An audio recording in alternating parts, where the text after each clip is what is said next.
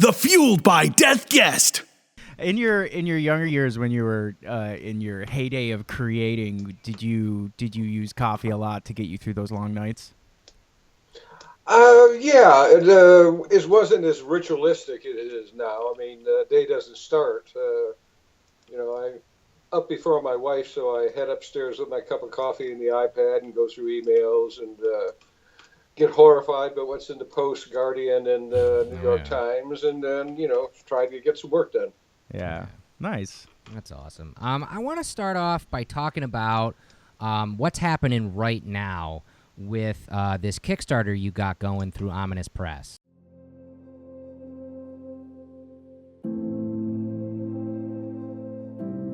Ominous Press is very proud to present a Kickstarter project from Jim Starlin. It includes a black book, The Art of Jim Starlin. Along with the Jim Starlin Black Book, we're going to be offering a print edition of Jim's illustrated novel, Mind Games. I've collaborated with Ominous Press on one of their Black Book art collections.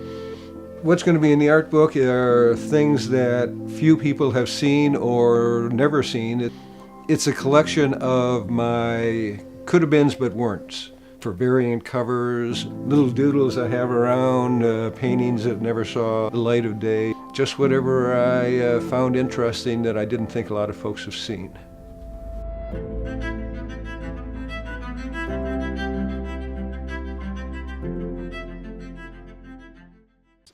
We here at Death Wish Coffee obviously love Ominous Press and Ron and all those guys. And I think it's really cool, the two books that you guys are coming out with through this Kickstarter. Have you ever done a Kickstarter before?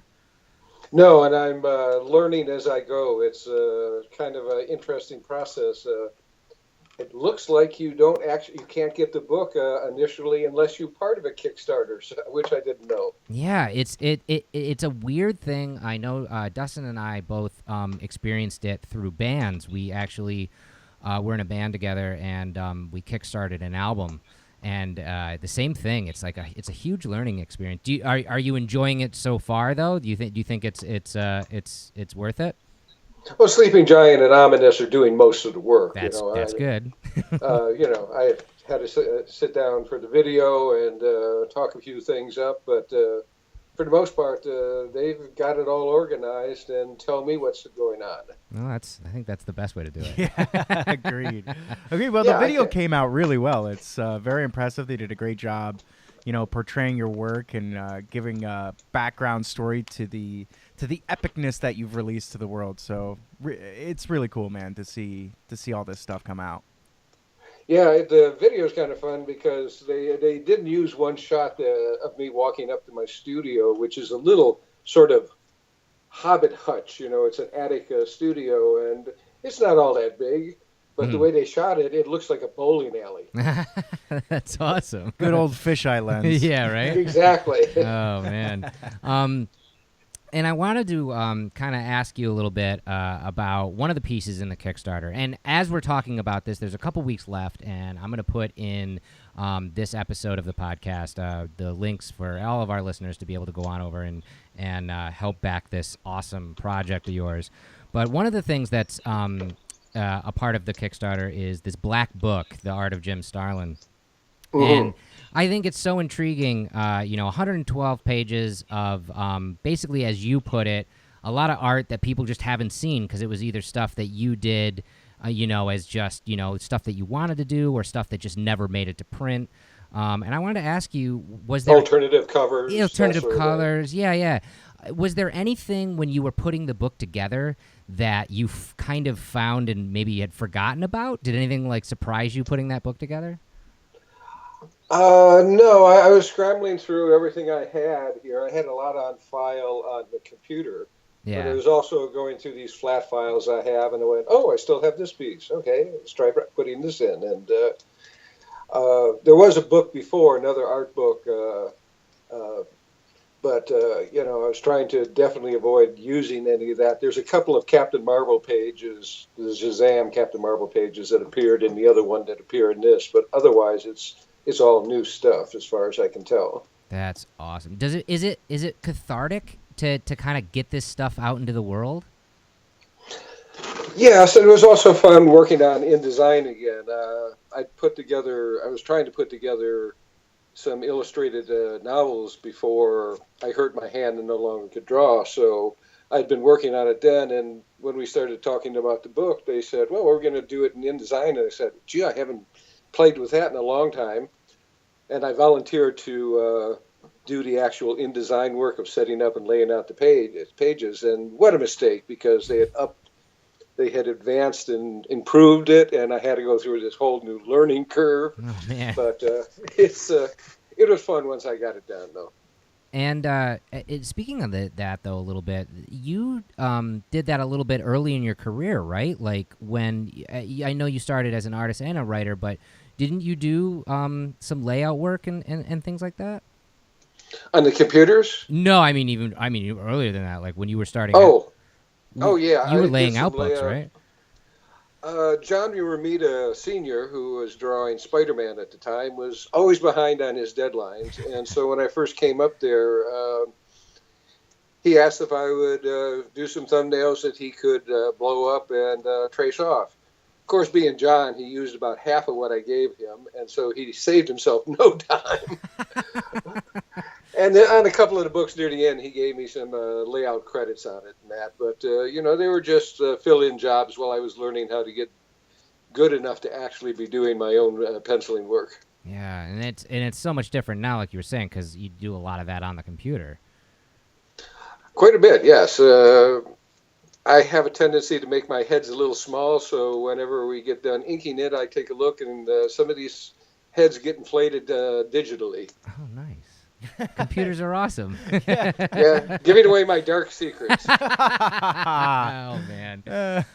And speaking on the other side of the Kickstarter with the hardcover edition of Mind Games, I was reading about on the Kickstarter page, actually, that this is the beginning of a 4-part story. Is that correct? Right. 3 parts are written. I'm in the process of getting a hard copy editor, or a hard copy publisher, rather. It looks like that's set to go. I can't talk about that just yet, but but the first book, Mind Games, I did get all the illustrations to and done. There's quite a few of the illustrations for the second book, Lasgood's Boys, inside the black book.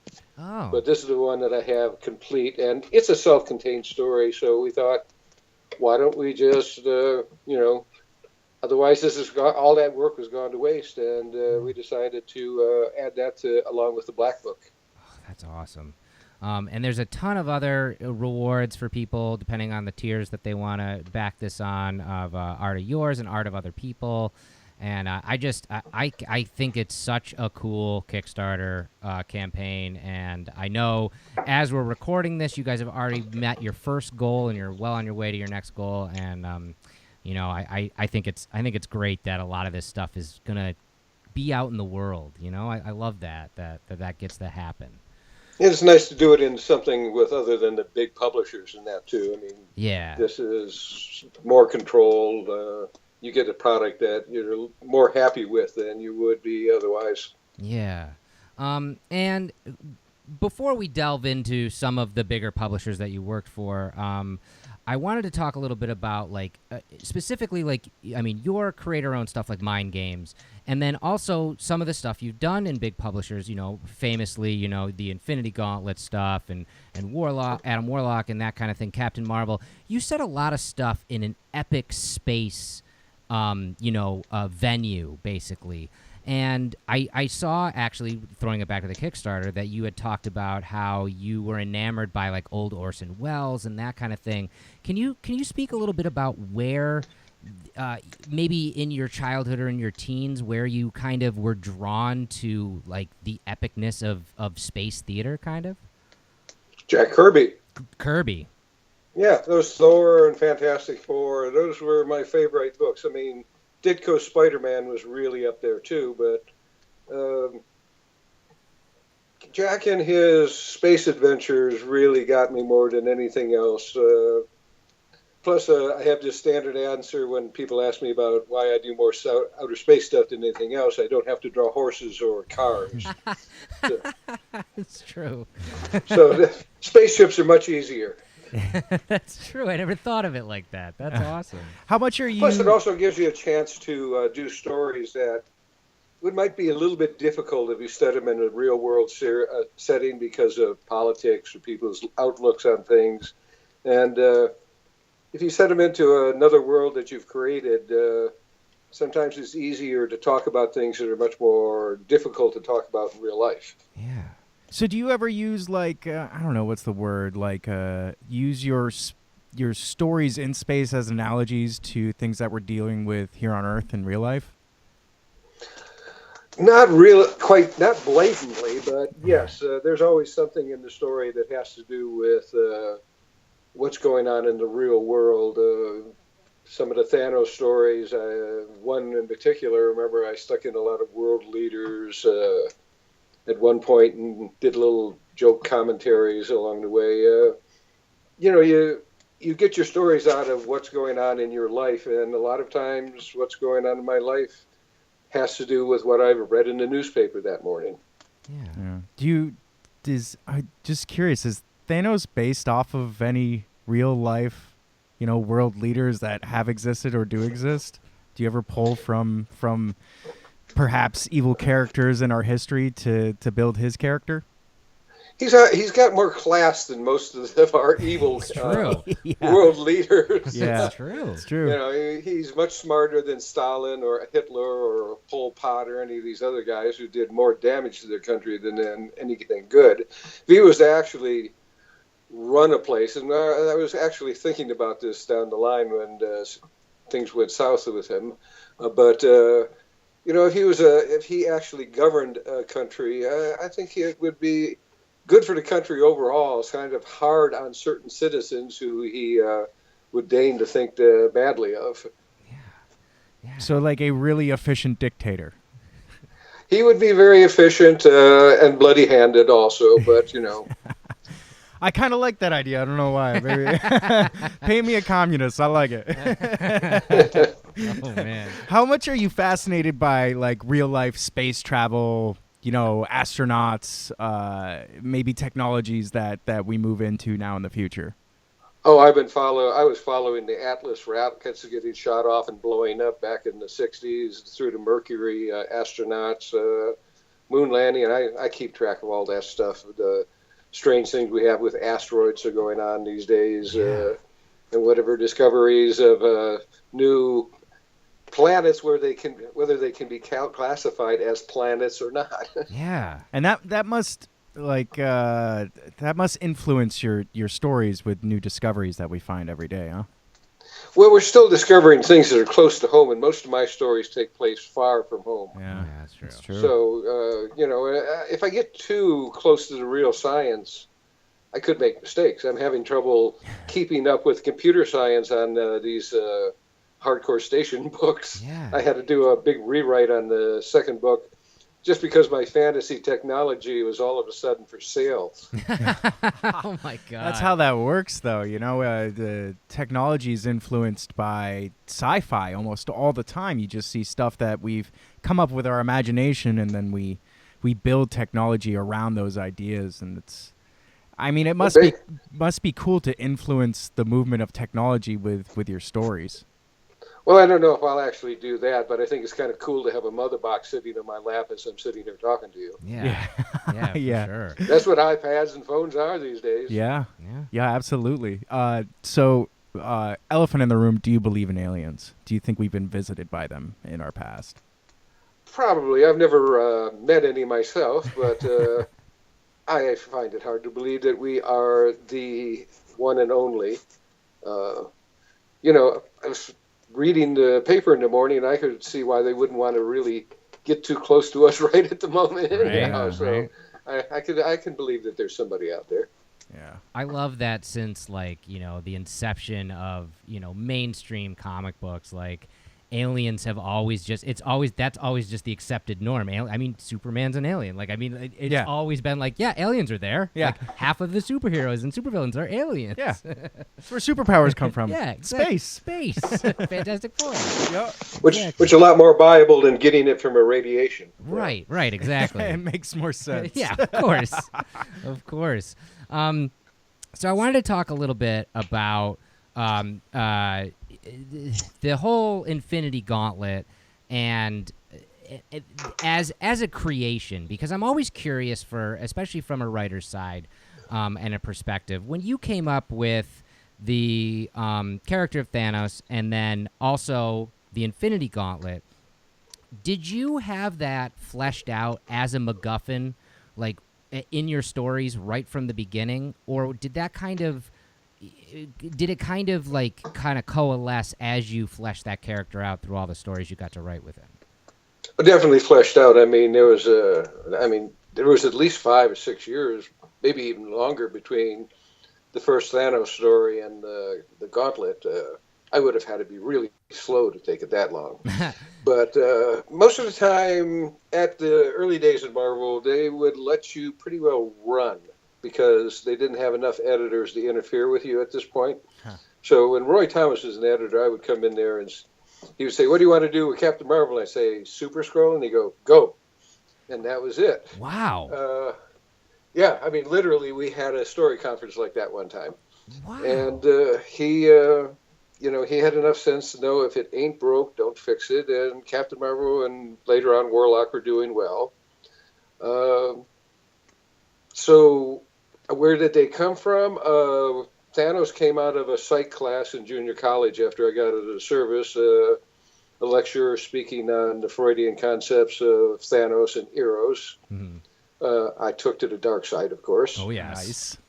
The Infinity Gauntlet, on the other hand, I had thrown in and added some extra Infinity Stones along the way in one of the Avenger Annual, I think it was. And it was just like a little throwaway thing that 2 or 3 panels was mentioned in, and it was used for something else. So when I came back to Marvel at this point and was doing the Silver Surfer, I was raised Catholic, and the majority of my grade school was at a parochial school. All right. So I had church slammed into me. We had to go to Mass 6 days a week. The perfect formula for making a heathen. Yeah. But out of that, I realized that wouldn't it be kind of fascinating if your supreme being, your omnipotent All-Father was insane? Yeah. And so the whole idea of turning Thanos into the supreme being sort of caught my interest, and we just worked out the Infinity Gems to make that work. So basically, cool. It was me rebelling against those years at the parochial school that came out of. Wow. And that, again, is a testament to the time in comics when they're allowing you to run with this story. I know I've talked to a lot of people that, are prevalent in the industry now, and it seems like the biggest hurdle is the politics of getting a story from idea to print. And I think that's so great that, you were able to kind of run with something like that. Yeah, nobody up there seemed to take any notice that Universal is another word for Catholic, and the Universal Church got through without blinking an eye. Wow. Yeah, did you ever experience any kickback for that at all? Actually, very little. I was kind of surprised by that. I guess the book didn't sell well enough for the fundamentalists to catch on to it, and they weren't all that heavy an influence in politics at that point, except in the abortion debate. So, no, I never really got too much flack. Flack for other things, but not that. Were you disappointed at all? No, I had enough trouble in other fronts to not go looking for trouble. Yeah. I kind of to switch gears a little bit, because I love talking about the creative side of this and hearing like what as a creator what you're actually being able to put into a story. I want to go across the way and talk a little bit about DC, because one of the most famous pieces that you've gotten to work on over there, obviously, is Batman: Death in the Family. And kind of the same question on that. And for our listeners and viewers out there who might not know what I'm talking about, this is a storyline where a main character is literally killed. Robin is killed off. And I wanted to know, did you have the same kind of creative sandbox to play in at that point? Or was that more of like a corporate kind of, this is the way we want a story to go? It was kind of a mix.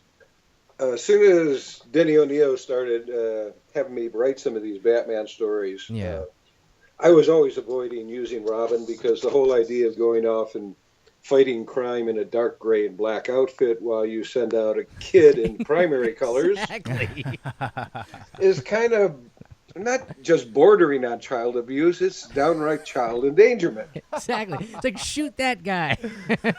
It's kind of surprising he hasn't gone through more partners.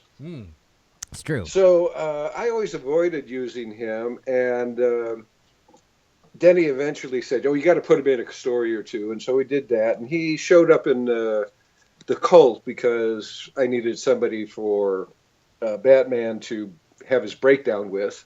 Yeah. But most of the time I avoided him, and okay, here's the silly story.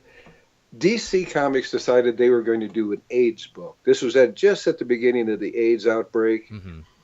And their idea was they were going to give some character AIDS. And they actually put out a suggestion box where you could put in your suggestions of which character should get AIDS.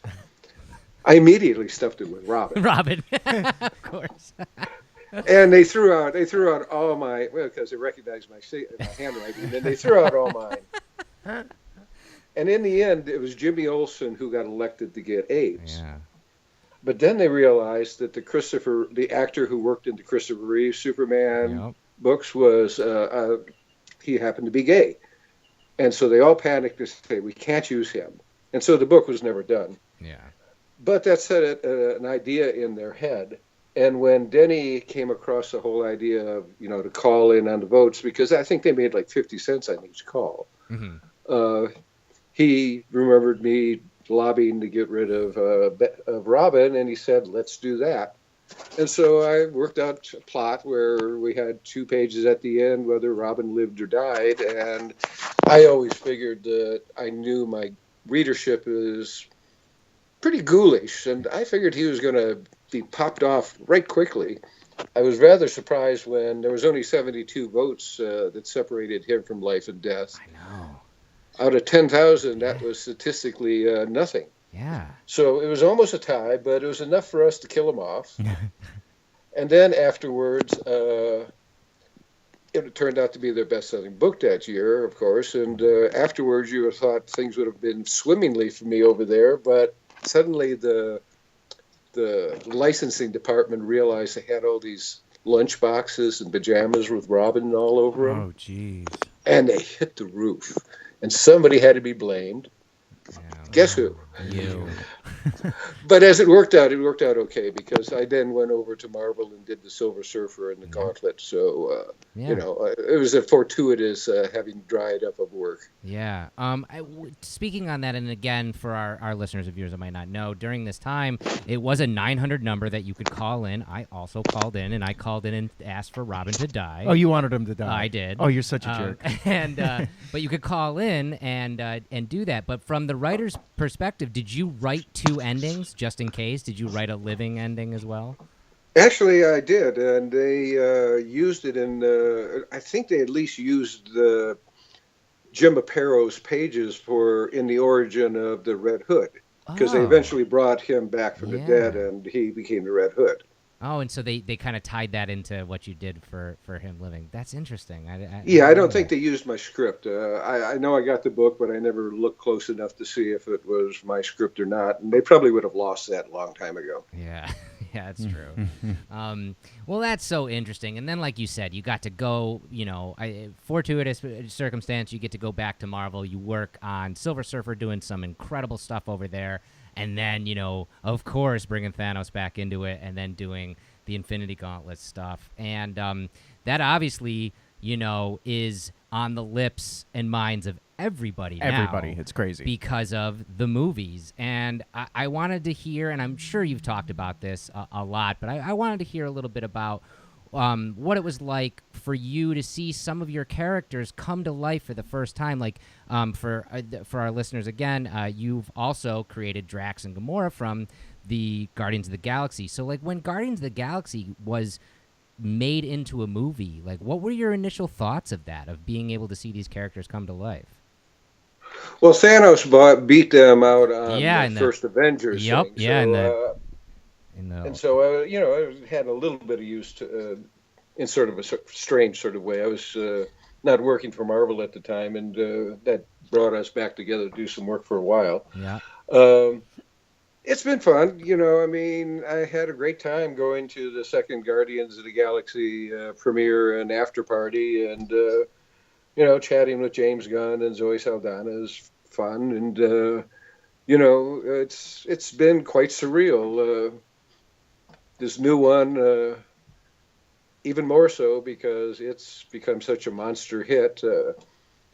Went to the premiere and came home and was sitting around and thinking, it's good, because I'd done a convention before we came home. And, there was a lot of hype. This is just around the time the Infinity War came out. And when I got home, I thought, okay, back to normal, everything back to normal. And my wife and I sat down to watch this episode of The Late Show with Stephen Colbert, figuring we'll settle in, and what happens?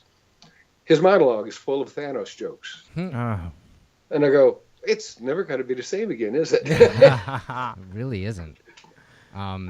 What's your take on Josh Brolin portraying that character? I told Josh this myself. He was never on my radar. I thought it was just going to be a voice actor working on it. Mm-hmm. And so I was thinking someone like a post-cancerous Arnold Schwarzenegger or Idris Elba, somebody with a nice, deep, gravelly voice. Yeah. But now that I've seen him in the movie, I can't imagine anybody else doing it. I saw how they filmed it. He had like about 40 pounds of gear on his back, including a stick that went up to 9 feet. Yeah. High with a tennis ball on top, so they would see how much room they would have to replace him with. Yeah. So it was a workout, and he must have sat there and studied those books, because his movement and the gestures they looked like they came right out of the comic books. I mean, he really did his homework, and he just did an incredible job. All the kudos he's getting are well deserved, as far as I'm concerned. That's awesome. I'm such a big fan of all of those arcs that you did: the Infinity Gauntlet, the Infinity War, the Infinity Crusade, and this movie takes bits and pieces of it, and obviously movieizes some stuff. So there's some new elements in there, but I've been telling everybody, since seeing Avengers Infinity War. It's an experience. It's the same experience I got as a kid when I first read, like, either let's say Infinity Gauntlet, or to more of an effect like the old school Kree-Skrull War in the Avengers, or the Secret Wars. This epic moment where all of these characters that you've been reading in other comics all come together in one comic, and I remember as a kid, like, not believing that I had one comic that had, everybody in it, the Avengers, the Fantastic Four, the X-Men, like everybody's in it. And I got that same feeling sitting in the theater watching this movie, and all of these characters are just coming at me. It's an incredible time to be alive. I have to tell you that. Yeah, our computer is wonderful. Yeah, they really are. They really are. Makes it hard on the cartoonists. It used to be that the comic books could do things that the movies never could. And now there was those computers. There's no competing with them. No, not even close. Like, I mean, some of the fantastical worlds, out in space that we're seeing on the big screen, like they look like they actually exist in reality because of CGI. It's incredible. It really is. So a question that we come to on this show and we ask all of our guests is the question of what fuels you. What is it that is inside of you that keeps you wanting to tell stories, wanting to get stories out there? Oh, what is it that keeps it doing it other than just the urge to tell the stories? Like most comic book professionals and fans, I was kind of an awkward teenager. I ended up running with a rougher crowd, and my friend Al Milgram did. Alan and I went to high school together. He ended up inking a lot of my books along the way, and it was kind of funny because he would run up to me and go, at the school, and go, "Have you seen the new Fantastic Four?" And I'd pull him off into a corner and go, "Quiet, my friends don't know I know how to read." Yeah. So, oh my gosh. So it was the usual kind of strange childhood, and I just don't think I really would have been happy doing anything else.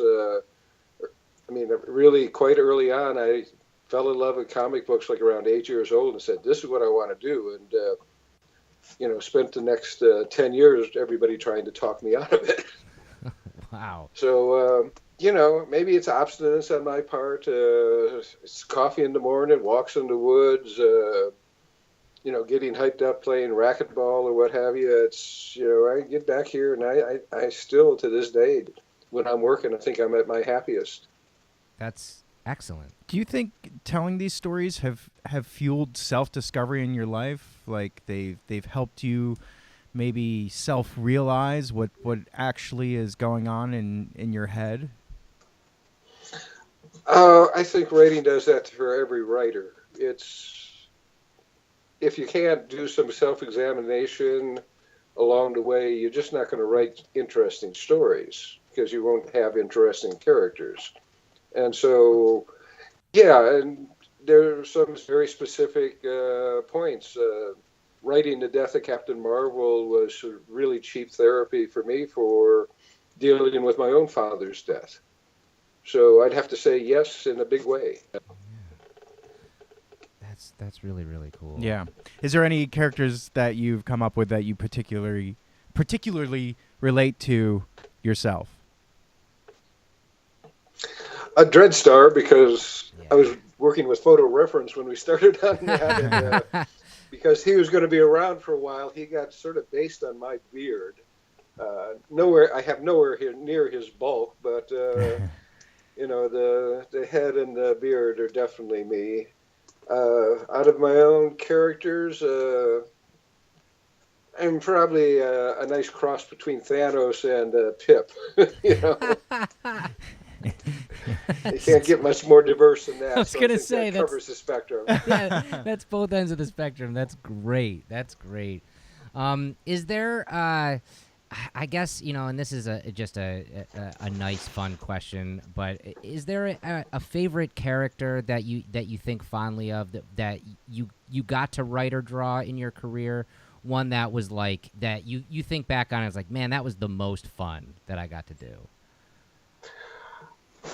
Well, I would think that way about Batman. I was really, a Batman fan when I was a kid, even that terrible TV show. I love that TV show. But, in fact, that terrible TV show came to mind at the premiere. Oh, really? Because,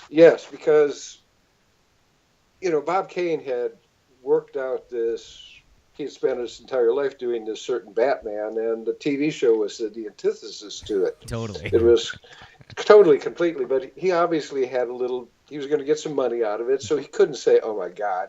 He had to say he loved it. Right. And when the movie the Infinity War was coming out, I found out from Joe Russo that they were going to have to cut a half hour of the Thanos stuff out of it. Otherwise, the movie was going to be 3 hours long. Uh-huh. I mean, that stuff will be added back into the extended version and the DVDs and the Blu-rays, but they said, well, we had to cut this out. We just couldn't put it in. And so I had just previously seen the Justice League movie on an airplane. Uh-huh. And I went, oh, my God, it's going to become just like that. Oh, no. All of a sudden, this computer-generated character is going to run up, and I'm going to be just like Bob Kane, having to sit there and go, yeah, I love it. I love it. Oh, yeah. But then went to see the movie, wiped my forehead, and then, whoo, I escaped that bullet. Yeah. Dodged that one. Yeah. Oh man, that's funny. And you know, I as a fan, I can't wait to see what's in store for the second half for Avengers 4. It's going to be a lot of fun to see that come to life on the big screen. I want to thank you again for joining us on the show. It was absolute pleasure to talk with you. I'm going to say one more time for our listeners and viewers to head on over to the Kickstarter, which I'm going to put the URL up in the show. And there's still a couple weeks to back this incredible product, or in this incredible project, I'm sorry. And also, for fans of you, what's the best way to follow Jim Starlin? I have a Facebook page. Not the best at getting there regularly, but I do put postings up of where I'm going to be and what's happening with work and that. So I think that's probably the best bet. Perfect. Yeah, we'll put that in the episode as well, and I'm sure we'll be talking about you even more because, like I said, we love everybody over at Ominous and Sleeping Giant, and it was an absolute pleasure to talk with you today, Jim. It's been a pleasure being here. All right. Excellent. Thank you so much, man, and I look forward to the next time we see you, man. All right. You guys take care. All right. You too. Cheers. This has been Fueled by Deathcast, a Death Wish Coffee Company podcast production. Thanks for listening.